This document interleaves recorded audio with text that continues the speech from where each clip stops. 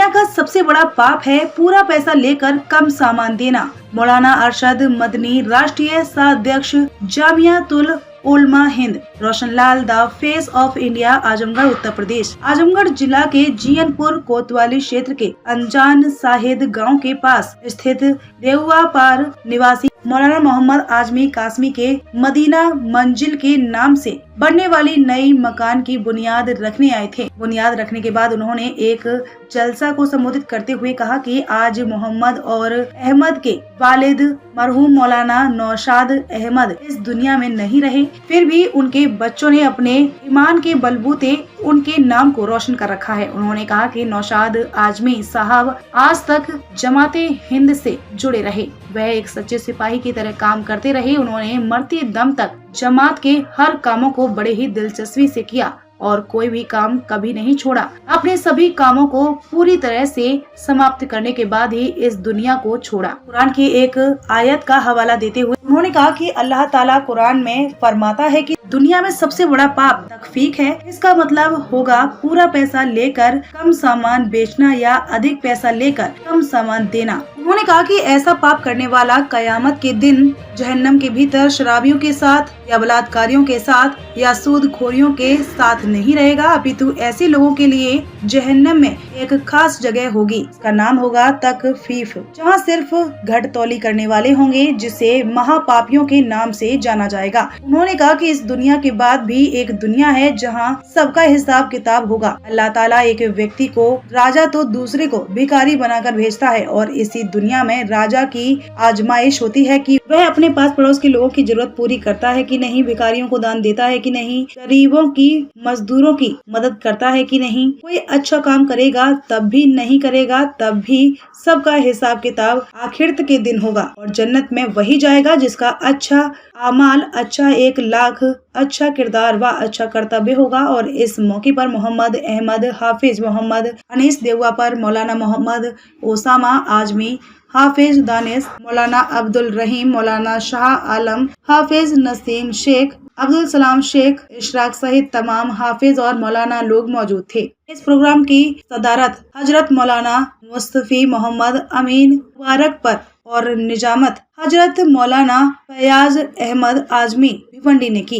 GSP India news Azamgarh से मोहम्मद कासिम आजमी की खास रिपोर्ट। औलाद माँ से, बाप से अपना हक पूरा लेने और लेकर जवान हो गई और बदनसीब जब बूढ़े माँ बाप सहारे के मोहताज हैं तो उनका हक अदा करने में कमी कर दे। वही मुतफ़्फ़िफ़ीन, मसला सिर्फ खरीद और फरोख्त का नहीं है।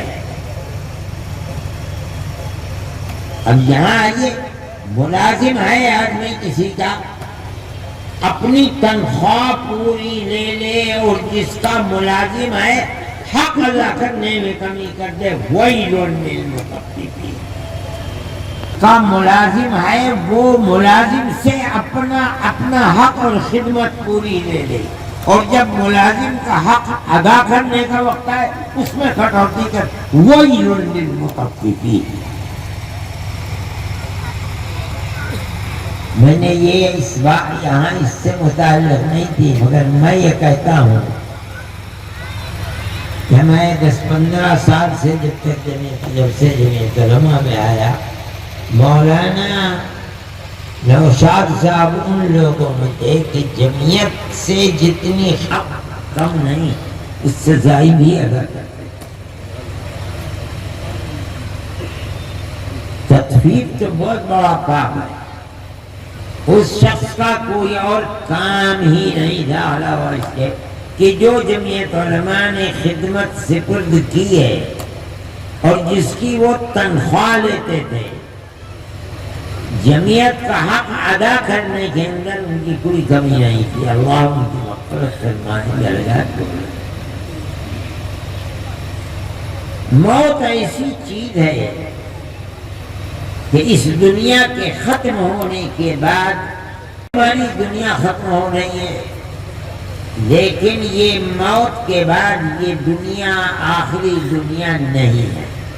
हमारा ईमान है कि अल्लाह ताला जब एक दूसरी दुनिया قائم کرے گا، اس دنیا کو ختم کرے گا، دوبارہ زندگی عطا فرمائے گا۔ ان آیات کے بعد اسی کو فرمانے کہ تطبیق کا پاپ کرنے والا کیا یہ نہیں سمجھتا، کیا اسے یہ یقین نہیں ہے کہ اس زندگی کے بعد موت آئے گی، موت کے بعد پھر دوبارہ زندہ کیا جائے گا۔ الا یظن اولئک انہم مبعوثون لیوم عظیم، یہ لوگ دوبارہ زندہ کیے جائیں گے ایک بہت بڑے دن میں، بڑے بھیانک دن میں۔ اور وہ دن کیا ہوگا؟ یوم یقوم الناس لرب العالمین، جس دن ساری دنیا کے لوگ آدم سے لے کر اور آخر سے آخری دنیا کے مرنے والے آدمی تک تمام کے تمام لوگ دوبارہ زندہ کر کے رب العالمین کے سامنے کھڑے کر دیے جائیں۔ کیوں؟ آج جو کچھ دنیا کے اندر کیا ہے اس کا حساب دو،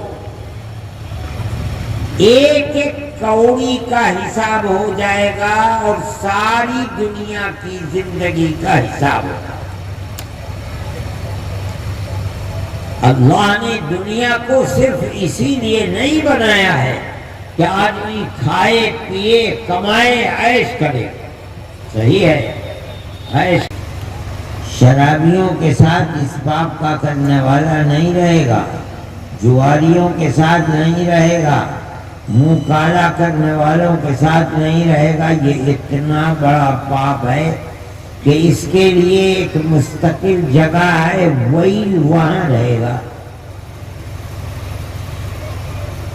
اب یہ تو قرآن کی ایک آیت ہے، قرآن مختصر کتاب ہے، قرآن نے ایک چیز اپنے بندوں کو بتلائی ہے کہ اپنا حق پورا لے لینا، دوسرے کے حق کو ادا کرتے ہوئے کٹوتی کر لینا، یہ بہت بڑا گناہ ہے۔ خرید و فروخت ایک مثال ہے، ورنہ جہاں بھی دنیا میں آدمی ایک ہاتھ سے اپنا حق لیتا ہے دوسرے ہاتھ سے دیتا ہے، وہ تطفیف کا پاپی ہے جس کے لیے ویل ہے۔ کہیں بھی ہو، کسی بھی کام کے اندر ہو، مفسرین لکھتے ہیں کہ صرف ایک بازار میں خرید و فروخت کا مسئلہ نہیں ہے کہ اپنا حق پورا لے لیا دوسرے کا حق کم کر نہیں۔ اگر شوہر بیوی سے اپنا حق پورا لے لے، بیوی کا حق ادا کرنے میں کٹوتی کر لے، کمی کر لے، ویل للمطففین، یہ تطفیف کا پاب ہے جس کے لیے جہنم میں ویل ہے۔ اسی طرح اس کا الٹا، بیوی شوہر سے اپنا حق پورا لے لے، شوہر کا حق ادا کرنے میں کمی کر دے، ویل للمطففین۔ جمعیت علماء کا بڑا سرگرم رکن پایا، انتہائی مخلص اور انتھک کام کرنے والا، حقیقت یہ ہے کہ حق ادا کرنے والا۔ قرآن شریف میں ایک دو آیتیں ہیں جن کو سب پڑھتے ہیں، وَيْلٌ لِّلْمُطَفِّفِينَ، بڑی بربادی ہے تطفیف کا پاپ کرنے والوں کے لیے۔ کہ تطفیف کا پاپ کیا پاپ ہے؟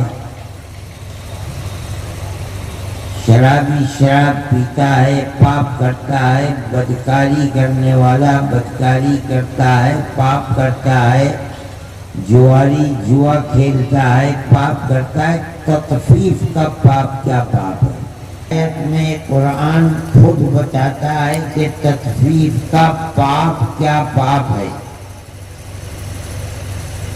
اذا اكتالوا على الناس يستوفون واذا كالوهم او وزنوهم يخسرون.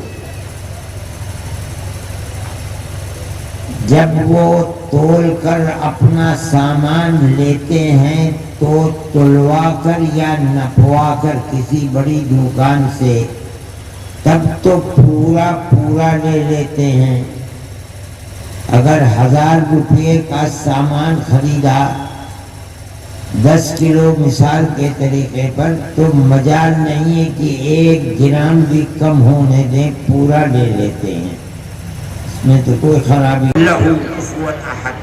اللهم صل على سيدنا عبدك ورسولك محمد النبي الأمي وعلى آله وأصحابه وأهل بيته وبارك وسلم كما تحب وترضى عدد ما تحب وترضى. اے الہ العالمین، ہم گواہی دیتے ہیں کہ آپ ہی ہمارے اللہ ہیں. آپ کا کوئی ساجی اور شریک نہیں ہے، آپ کے سوا کوئی اللہ نہیں ہے. آپ احد ہیں، صمد ہیں، اکیلے ہیں، اور آپ سب سے لم یلد ولم یولد. اے اللہ، نہ آپ کی کوئی اولاد ہے، نہ آپ کسی کے باپ اور ماں ہیں.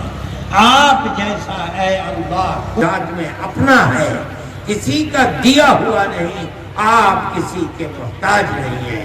اے پروردگار، ہمارے آقا اپنے محبوب حضرت محمد صلی اللہ علیہ وسلم پر، آپ کے صحابہ پر، آپ کے آل پر، آپ کی ازواج مطہرات پر بے حساب رحمت نازل فرما. اے پروردگار، اس مجمع میں ہم کو جو کہنے اور سننے کی آپ نے توفیق دی ہے، اے اللہ اس کو قبول کرنے کی بھی توفیق عطا فرما.